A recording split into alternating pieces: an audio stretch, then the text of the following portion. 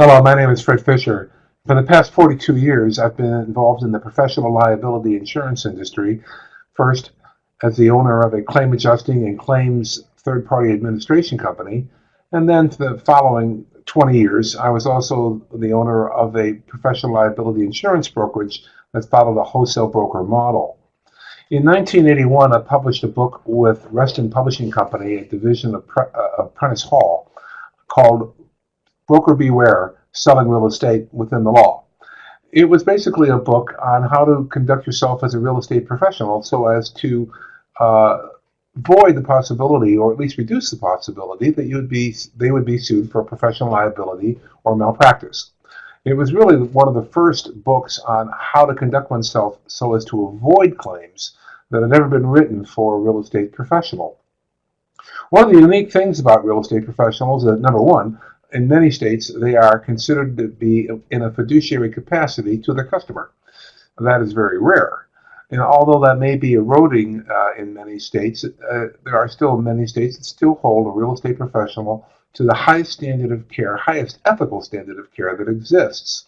That creates quite a conundrum for real estate sales agents. For one thing, in all the classes and courses they may take, and all the sales training classes they may take, they are taught how to sell. They are taught how to obtain listings, and they're taught how to close deals. Unfortunately, the techniques of successful salesmanship often collide head-on with the duties and obligations of a fiduciary.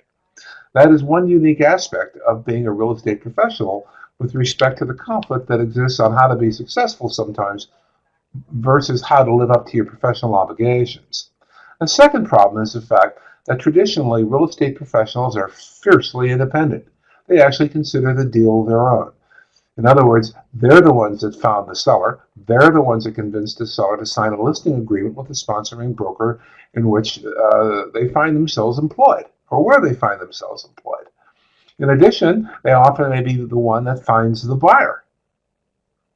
Unfortunately, they're not the ones who own the deal. It's a brokerage. If you're an employee of ABC Realty, or a franchise even, it's the broker in whose name the deal is obtained. It is the broker's company that has their name on the paperwork and must be signed by the broker when a listing is obtained.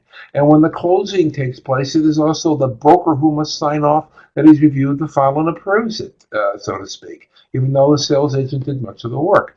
As a result, here again, you have another inherent conflict that exists inside the industry itself.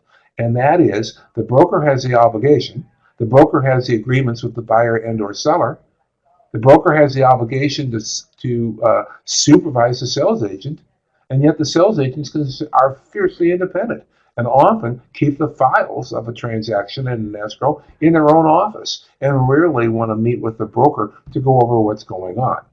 This, again, is a situation that can increase the likelihood of a professional liability mistake being made, resulting in a professional liability claim that can prove very costly.